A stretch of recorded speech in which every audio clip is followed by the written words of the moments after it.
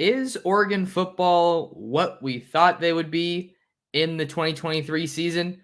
We're doing a midseason check-in on today's episode of the Ducks Dish podcast.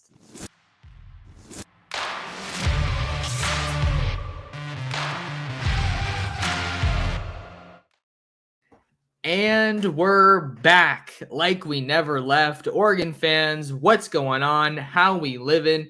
Thank you so much for tuning in to another episode of the Ducks Dish podcast, your premier podcast for all things Oregon football and recruiting. Just in case you're new here, happy to have you along. I'm your host, Max Torres, publisher and lead editor of Ducks Digest, covering the Oregon Ducks over on Fan Nation, part of the Sports Illustrated Network. It is Thursday, October 19th, 2023. We're just a couple days away from Oregon versus Washington State at home in Eugene on prime time. And we got a lot to get into in today's episode of the pod, but just to get you guys up to speed on a couple of things, just got back from my trip and I've been, getting back after it on the podcasting side of things. Did an in-depth breakdown on Aiden Breland, 5-star defensive lineman, the newest Oregon commit. Give that one a check if you haven't already on my YouTube channel, on podcast, and talked about a top 5 class being back within reach for Oregon in the 2024 recruiting cycle.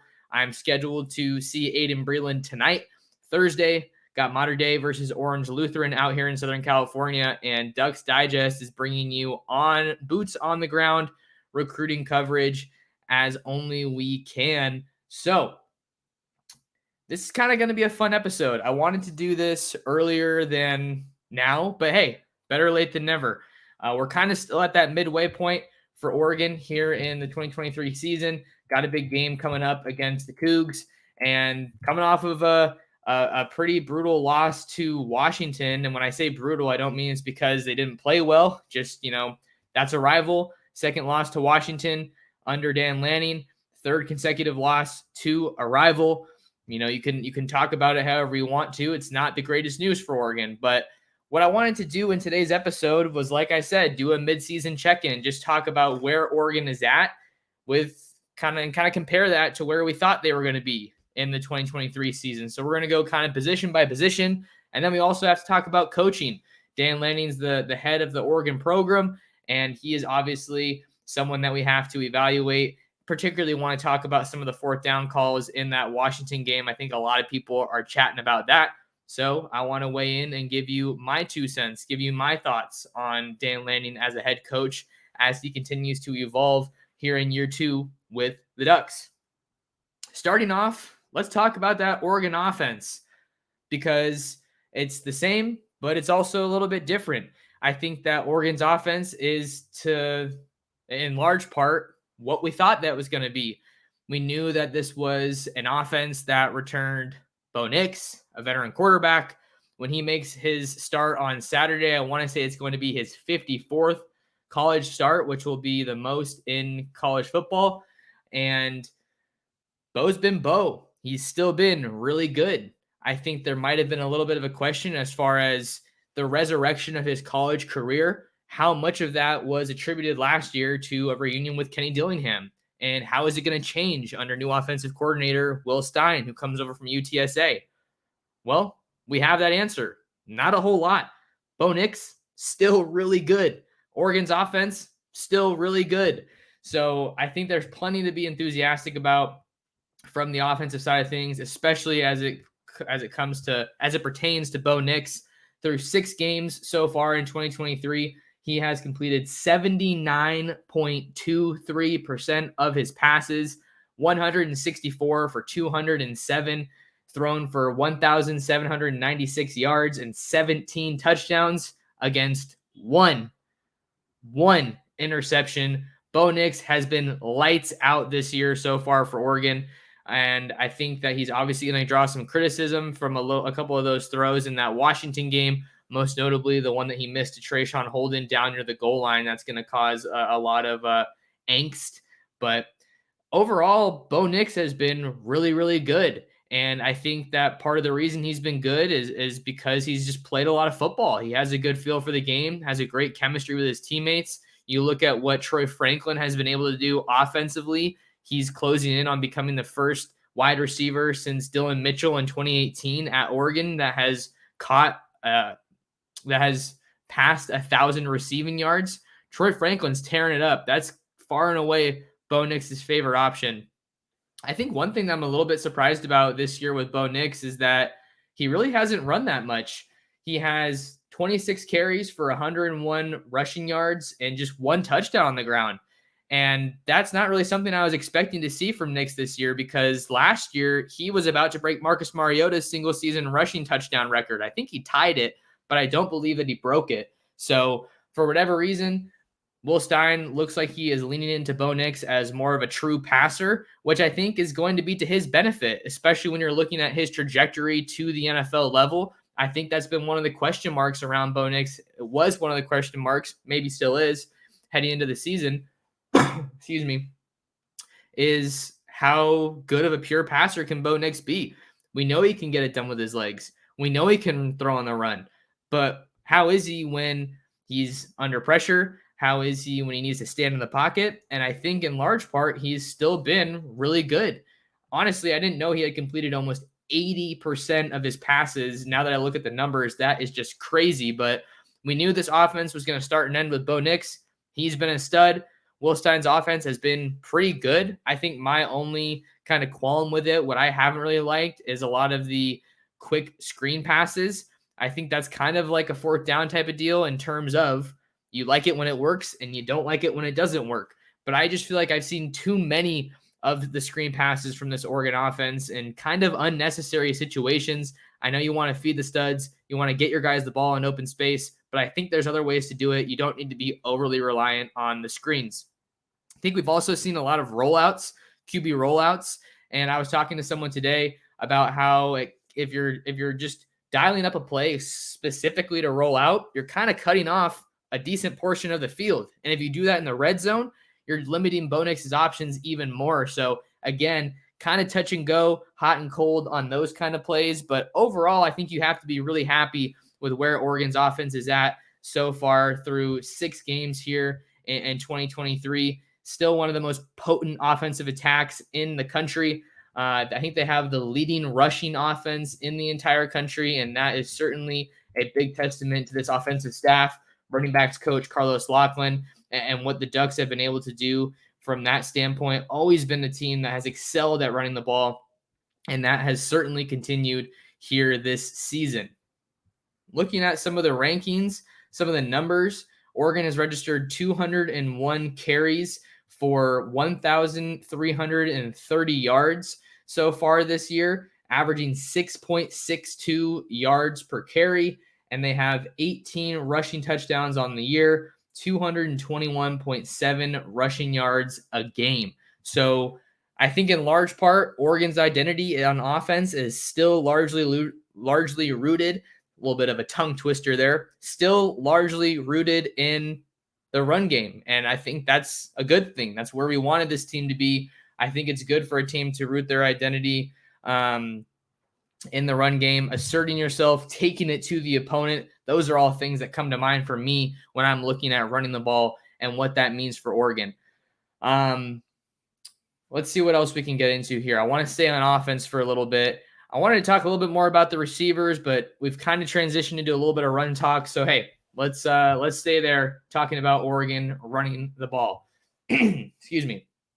So right now, I think Oregon's running attack is obviously incredibly potent, and the face of Oregon's run game is still in large part Bucky Irving. 72 carries for 520 yards and 5 touchdowns. Still very realistic for Bucky to hit 1,000 yards on the year. Bucky Irving has been Bucky Irving. He's a stud. He runs hard. He's incredibly creative. He makes something out of nothing. He's super elusive. You love Bucky. But I think the interesting part about Oregon's run game this year so far is we're learning more about some of these other guys. And part of the reason for that is because Noah Whittington got hurt. Noah Whittington goes down in the Colorado game, ends up being a season-ending injury for one of Oregon's stud running backs, a veteran guy, played his first year with the Ducks last year after coming over from Western Kentucky with Carlos Lachlan, added 14 pounds of muscle to his 5'8" frame, now weighs north of 200 pounds. So just sucks to see that break for Noah. Awesome guy, awesome student athlete, and he really looked like he had a big season in store. But now that he's down, Jordan James is taking on a bigger role, and he already kind of was taking on a bigger role even when Noah was healthy. A two-headed monster in the backfield in 2022 had become a three-headed monster in 2023. And I think that's because Jordan James had proven that he was a really good player and still is clearly a really good player. So I think that speaks to the confidence that the coaching staff has in his ability, and the body of work is really speaking for itself. And I think that for most teams, when you lose a running back the caliber of Noah Whittington, that's a significant blow. That hurts your offense. But for Oregon, they're lucky enough to have a really deep running back room. And I mean this with no slight to Noah Whittington, it hasn't mattered a whole lot. Noah Whittington's a really good player. I love Noah Whittington, but Oregon's backfield is stacked. Jordan James is really good. So there's been virtually no drop off, even though you just lost one of your best running backs for the entire season. So Jordan James has been great. 45 carries for 360 yards and 8 touchdowns. And let's take a look at some of these numbers for Bucky and Jordan James. Bucky averaging 7.2 yards per carry. Jordan James, the number 2 back for Oregon, 1A, 1B, 8 yards a carry. These guys are feasting this year on the ground for Oregon, and that is a huge reason why the Ducks have been able to operate so effectively, so efficiently, and put up a lot of points in a hurry through most of the games this year. Obviously, things tempered a little bit against Washington, but you still scored more than 30 points, and you're still looking really good as an overall offense. So I think that's been one of the big stories this year, is just I don't even want to say emergence of Jordan James, because he already played a decent amount last year, but he's just solidifying himself again as one of the better backs in the Pac-12. And I think that maybe you see he has a little bit more room to grow receiving out of the backfield. Excuse me, guys. Sorry about that. Been a little bit under the weather since I got back. He still needs to grow a little bit out of the backfield, but he's solid. He's real, real good. And I think that maybe we need to temper expectations a little bit as far as seeing some of these younger running backs. Maybe they're not quite ready yet, but I don't think Oregon needs Dante Dowdell. Oregon doesn't need Jaden Lamar to see a lot of carries, because Jordan James and Bucky Irving have proven that they can handle the workload just fine. Bucky Irving did register more than 20 carries, I want to say it was, against Washington, but I think he's proven that he can handle it, and they'll be just fine. I want to talk a little bit more about the offense, talk about some of the receivers, tight ends, and the offensive line too. Let's talk about the offensive line, because we have not really talked a whole lot about the offensive line lately. And Oregon's offensive line has been phenomenal. Phenomenal. And I think that they have really surpassed some expectations that people might have had. I think you expected Oregon's offensive line to be good. Did you expect it to be this good?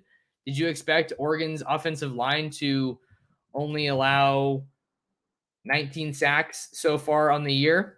I mean, that number doesn't sound as good as I was maybe thinking it would in my head, because I think the Ducks only allowed 5 last year, which is insane. But in large part, Bo Nix has been able to stay upright. He's been able to operate. He's been able to do his thing passing the ball. And when it comes time to run the ball, they're pretty good at asserting themselves that way. It was a little bit rough in the earlier part of the year, but I don't think that it's to the point where, man, you're looking at your team and you're like, wow, we really can't get things together to the line, and we can't run the ball. We can't do this. We can't do that. It's effective enough, and they're playing at a high enough level where nothing's off the table from a playbook standpoint. And I think that's exactly where you want to be as an offense. So you got to give a tip of your cap to Alik Terry, to Mike Cavanaugh, Cutter Leftwich, the rest of this Oregon offensive line staff, because Adrian Clem set that standard way up here if you're Oregon's offensive line. And I talked about how excited I was about the Alik Terry hire when Lanning hired him away from the Minnesota Vikings. I had a lot of faith that he was going to be able to be a huge hire and an asset to this staff, and boy, has he ever. And not just on the field. We have to talk about maybe another time, but the value he's brought as a recruiter.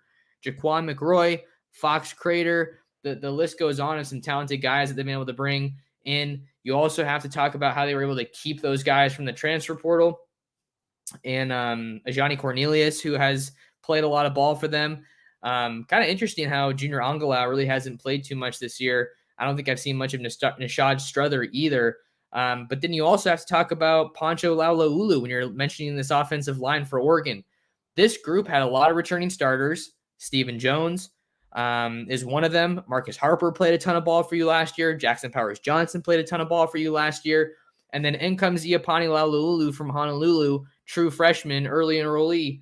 And we're seeing this guy on the field in meaningful snaps in important times. He's logged more than 20 snaps every game this year, was just named a true freshman midseason All-American by 247 Sports, and he's been playing all over the line.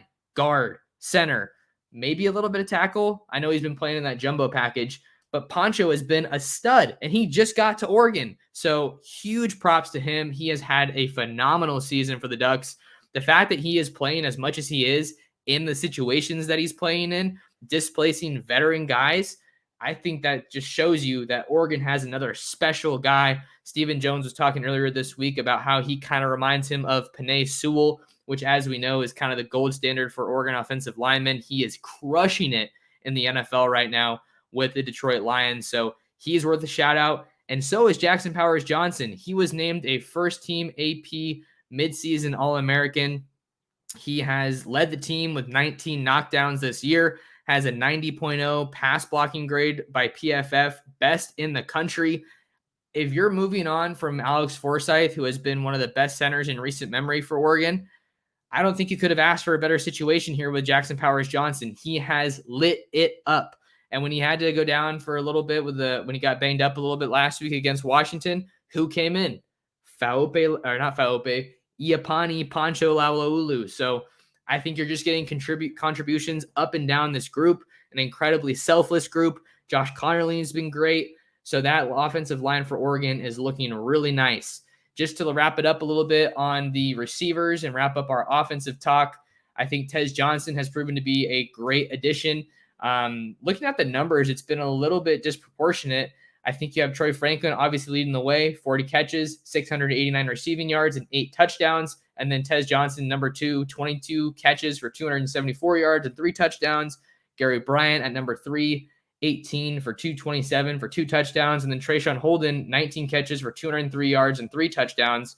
And then Terrence Ferguson, all the way down at 20 catches, 179 yards for 1 touchdown. And I say all the way because he was the number 2 guy on this team last year in receiving touchdowns. Still a long way to go in the season, but I thought he was going to be much more involved than he was this year so far. And you see the numbers and you kind of see Bo fixating on Troy Franklin, but I don't think that's a bad thing. He's doing that because Troy Franklin's open, because he's good, because he's dominating his one-on-ones. He always gets open. 5 games this year with 100 or more receiving yards. Dude's a beast. And I think that all the receivers have been very complimentary of Troy Franklin. I think Gary Bryant having a big year is something that I kind of expected. Maybe big is too aggressive of a word to use, but I think that he's been a great piece for Oregon. Tez Johnson is just super shifty. Love what he brings to the table. And then Trayshawn Holden, he's sticking around as well. Thought he'd be a bit more involved, but it is what it is. And then last thing I'll have on the offense, Terrence Ferguson and Patrick Herbert have been a great duo. I think Patrick Herbert, his touchdown against Washington is a really good sign for things to come. I think he's a really underrated playmaker on this offense, and you love his story and seeing him take that step in his game after battling injury for so long at Oregon. So Oregon's offense is great. They're doing their thing. They really are. They are averaging 48.5 points per game. They're averaging 223.3 rushing yards a game. And then through the air, 331.67 yards. So I think that Oregon's offense is operating at an elite clip, and that's exactly what you expected from this group. So stick around for some Oregon defensive talk after the break.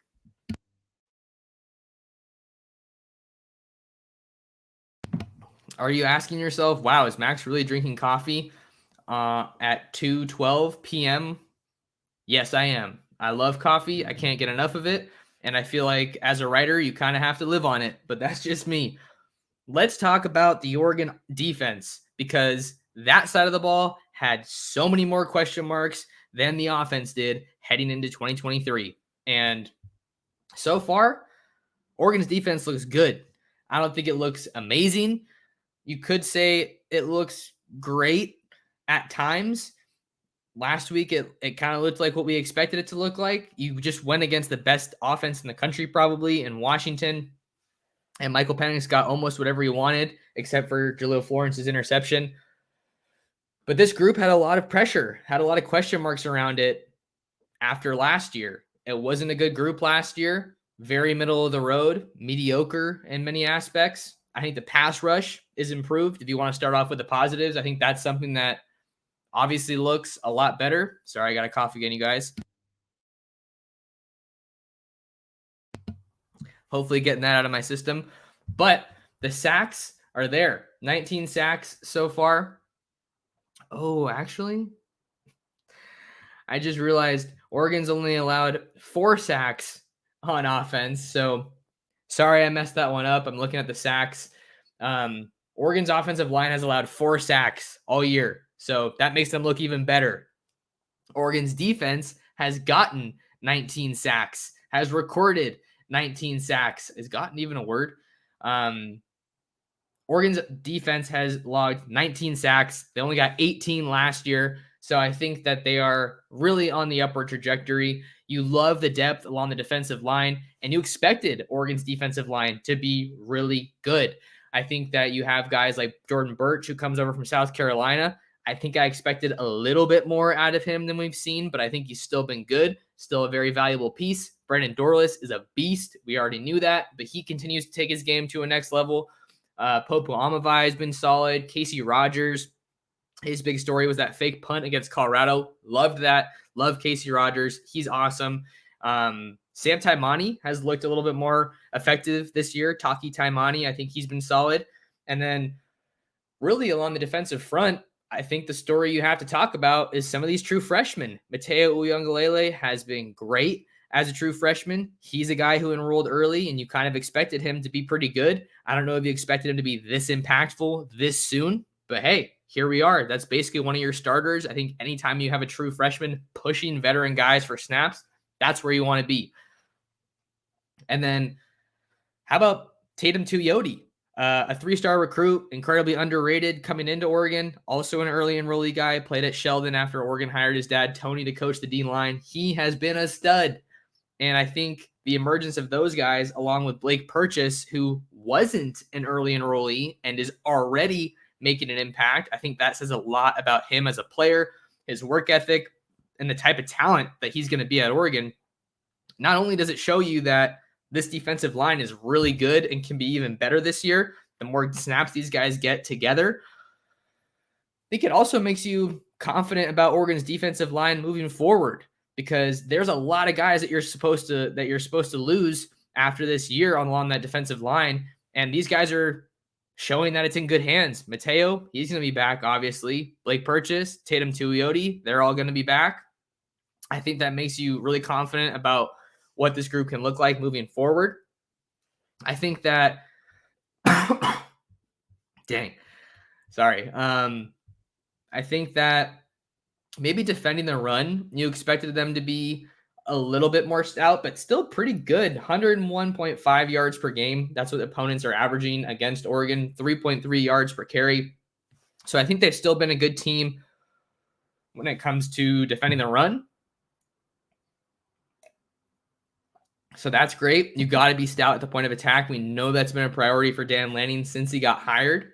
So I think you want a little bit more pressure than you've seen from the Ducks so far this year. I think it looks more consistent than it did last year. So you got to take the good with the bad. And I think that the pass rush has clearly grown. I still don't think it's as good as it can be because of the crazy talent that you have there. But they just ran into a really good team in Washington. And I think that there's going to be a lot of growth. There's going to be a lot of lessons learned from that Washington game because your schedule doesn't get a whole lot easier. It's easier this week against Washington State. But then you have Utah on the road in Salt Lake. That's never an easy game. You got Cal at home. Should be easy. Then you have USC at home, and that's probably going to be a tough game, especially on defense when you're going against Caleb Williams and some of the guys that Lincoln Riley has on that explosive offense. So we talked a little bit about the front line. Let's talk about the linebackers and then the next level, the secondary as well. Oregon's linebackers, in my mind, were a massive question mark heading into this year. That doesn't mean I thought they were going to be bad. That's not what I'm saying. I just didn't know what to expect with that group. Jeff Bossa comes back. He's been okay as a linebacker up until this point in the season, but really lived in the weight room, put on a ton of weight, and he looks like a solid linebacker, a reliable guy, someone you can really turn to. That pick six against Texas Tech, massive. How about Jamal Hill too? Jamal Hill, another guy, lived in the weight room, put a ton of weight on, moved down from safety, and he has been a huge success story at linebacker for the Ducks. And I think that the depth of that room has really accelerated rapidly. And we still haven't even seen Justin Jacobs. The Iowa transfer has still not played, to my knowledge, unless I completely missed it in the Washington game. I still don't think he's made his debut, which is puzzling. But I think it's also a testament to how far along that linebacker room has come. The fact that they haven't necessarily needed him to get the job done. Could they have used him last week? Sure. But you don't want to throw a guy like that into the fire and have him make his Ducks debut against Washington on the road. But Devin Jackson has also been really good. Bryce Betcher has been a stud. Did not expect him to be playing at the level that he is. And I think that you just have to be really confident with where this team is at from the linebacker spot. I think it was a question mark, like I mentioned, but I think it's honestly pretty solid.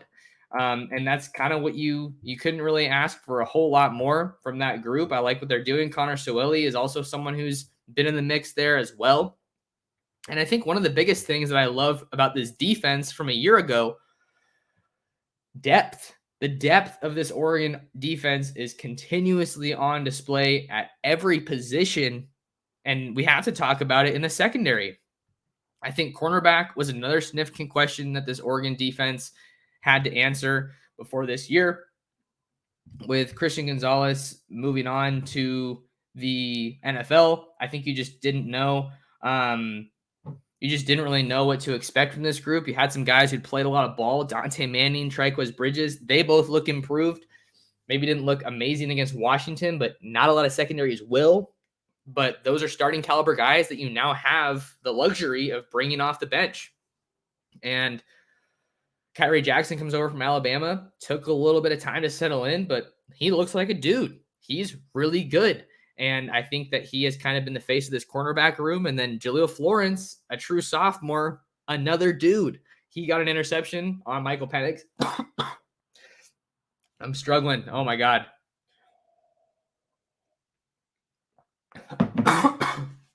So sorry for all the coughing, you guys. Bear with me. We're almost done. He got an interception to Michael Penix, not something that a lot of people have been able to do this year. So being in the right spot at the right time speaks to his development, speaks to his skill, speaks to his football knowledge, football IQ, feel for the game. But he's looking like a really solid guy, and he's young. That's a really good sign for this Oregon secondary. And then behind those guys, you have Nico Reed, who kind of comes in at times. When Oregon was battling some injuries last year at that spot at corner, you could bring in Kyrie Jackson. You could bring in Dante Manning. You could bring in Triquez Bridges, Nico Reed. So major tip of the cap to Demetrius Martin, and then also Dan Lanning and this coaching staff for building out that position, building out the depth in the secondary. Still have some question marks at safety. Evan Williams has been pretty good for you, but man, he really missed that interception that he could have had against Penix late in that game that would have sealed the deal. Was in the right spot at the right time, but just lost sight of the ball. Couldn't track it. So, man, that is definitely a tough break for the Ducks, but I think he's been a great addition. Tysheem Johnson seemed like he was playing more earlier on in the year. Now we've seen more of Steve Stevens with Brian Addison away from the program due to personal reasons. So That safety spot is good, but I don't know if it's at the level it needs to be. I think that it has a lot of talent there, and I think there's a little bit more in the tank, but I'm confident that that group can continue to develop and really live up to the hype. So that's kind of what I have to say about this team, and then talk a little bit about Dan Lanning as a head coach. Everyone wants to talk about the aggressive play calling that he's had the entire year. Just didn't go his way against Washington. I think the only fourth down decision I would maybe change from that Washington game was taking the field goal before the half. You're getting the ball anyway coming out of the half, so take the points, get the momentum going into the game. But later on in the game, I guess I understand the fourth down attempts because Washington's offense was so good. It's like you just kind of got to give them some props. Not that you don't have confidence in your defense, but they're probably going to move the ball either way. They're probably going to score either way. So I like the aggressive calls. I think for Oregon, the aggressive play calling is a breath of fresh air compared to the ultra conservative Mario Cristobal.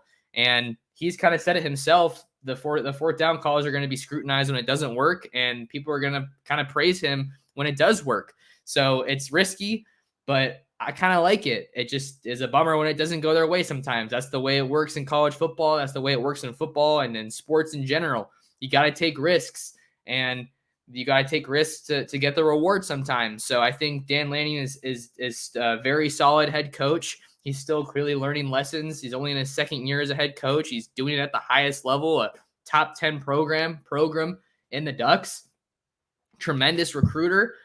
And he looks like he's going to be around Eugene for a while, right? That's what all the signs are pointing to. So I think that you can't make too much out of one loss. Everything the Ducks want is still in front of them.